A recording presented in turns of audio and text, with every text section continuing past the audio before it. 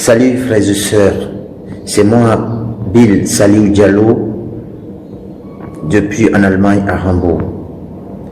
Je viens de voir une publication, je ne sais pas sincèrement cette publication vient de qui. On m'a envoyé une photo d'un certain frère qu'on appelle Aziz qui est tombé malade et je vois entre guillemets on demande un SOS, c'est-à-dire c'est pas une requête d'argent pour le soigner. Mais en toute sincérité, les frères, vous qui habitez en Europe, je ne dis pas des personnes qui sont malades, qui sont en Afrique, qui n'ont pas la possibilité d'aller à l'hôpital, qui n'ont pas les moyens de se faire soigner, qui n'ont pas les moyens d'acheter peut-être les médicaments pour se soigner. Mais entre vous et moi, dites-moi en toute sincérité, pourquoi nous acceptons à chaque fois de se victimiser? Pourquoi à chaque fois nous apportons à travers nos messages, à travers la bouche que nous parlons, nous apportons vraiment du fatalisme dans tout ce que nous faisons? Chacun de nous peut tomber malade. C'est la vie. Nous sommes des êtres humains. Nous sommes appelés vraiment de vivre et nous sommes appelés un jour de mourir. Mais actuellement, je vois partout, même quelqu'un tombe malade, même si la maladie n'est pas grave, ou même si alors la maladie est grave, on demande SOS. Vraiment, c'est triste. C'est une triste réalité que nous sommes en train de vivre. Aujourd'hui, quand quelqu'un est malade, tu es obligé de poster ça sur Facebook pour que tout le monde voie que tu es malade. N'oubliez pas que nous sommes des êtres, chaque être humain est spécial. Chaque être humain est unique. Chaque être humain a un pouvoir que l'autre n'en a pas. Dieu fonctionne comme ça. Dieu a fait comme ça l'homme. Même ton propre fils qui vient de naître, il vient avec son aura. Il vient avec un petit pouvoir. Parce que, entre guillemets, nous sommes une image à la ressemblance de Dieu. Mais si à chaque fois, il y a des cas de malades, on commence directement à demander des SOS. Comme si la personne tombe malade juste pour mourir. Ou la personne tombe malade parce que les gens doivent s'enrichir parce qu'il est malade. Mais c'est pas bien.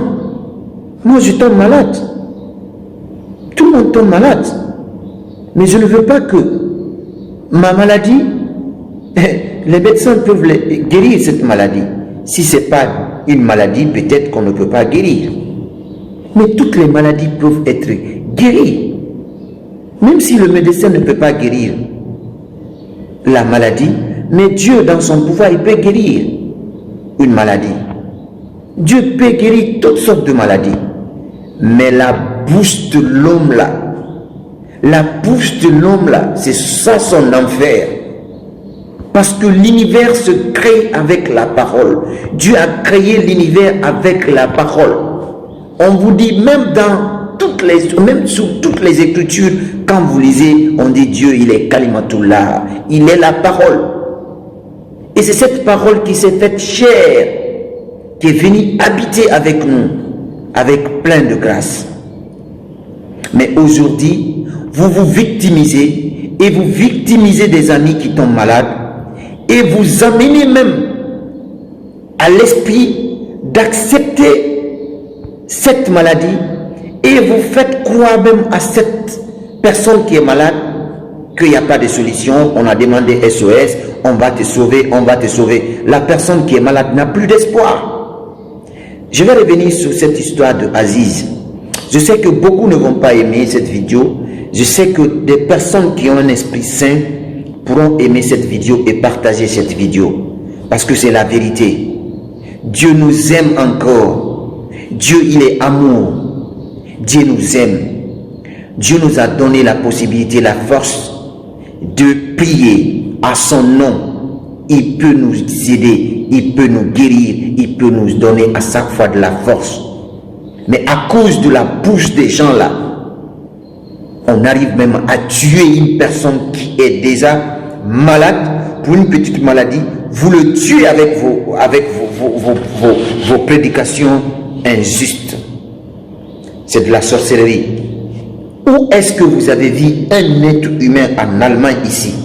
Même quelqu'un qui n'a même pas demandé l'asile, même quelqu'un déjà qui est dehors, qui n'a même pas là où dormir, et que l'État allemand est au courant que cette personne est gravement malade, où la personne doit être rapatriée chez lui, on le soigne d'abord, gratuit. On le soigne d'abord avant de savoir il a quel problème dans ce pays ou il a tel problème. On va lui mettre à l'hôpital et on va le soigner. Arrêtez ces arts de trucs. La vie n'est que de la vanité. Nous sommes appelés tous à répondre à nos actes. Arrêtons d'être injustes. Gagnez la vie dignement.